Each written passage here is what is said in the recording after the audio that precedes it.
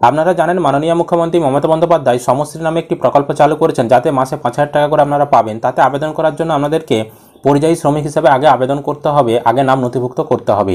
তো আপনারা পরিযায়ী শ্রমিক হিসেবে নাম নথিভুক্ত করার জন্য ফর্ম কোথা থেকে ডাউনলোড করবেন সেটা দেখাচ্ছি। সবার প্রথমে আপনারা যে কোনো ব্রাউজার ওপেন করে গুগলে চলে আসবেন। গুগলের সার্চ বাটনে এসে আপনি এখানে সার্চ করবেন জানতে হবে। তো যখনই আপনি জানতে হবে লিখে গুগলে সার্চ করবেন, প্রথমেই দেখবেন জানতে হবে .in ওয়েবসাইট চলে এসেছে, আর জানতে হবে লেখা দেখতে পাচ্ছেন, এখানে আপনি ক্লিক করে দেবেন।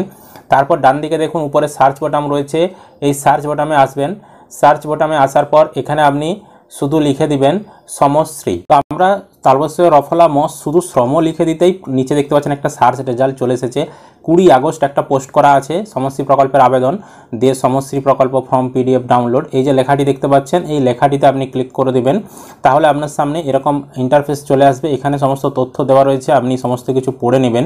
দিয়ে নিচের দিকে একটু স্ক্রল করবেন, দিয়ে এখানে দেখতে পাচ্ছেন ফর্ম ডাউনলোড করার লিঙ্ক দেওয়া রয়েছে।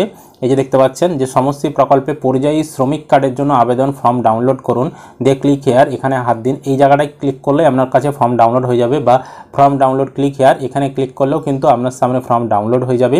তো আপনারা এইভাবে ক্লিক করে আপনারা কিন্তু ফর্মটিকে ডাউনলোড করে নিতে পারবেন আপনার মোবাইলে।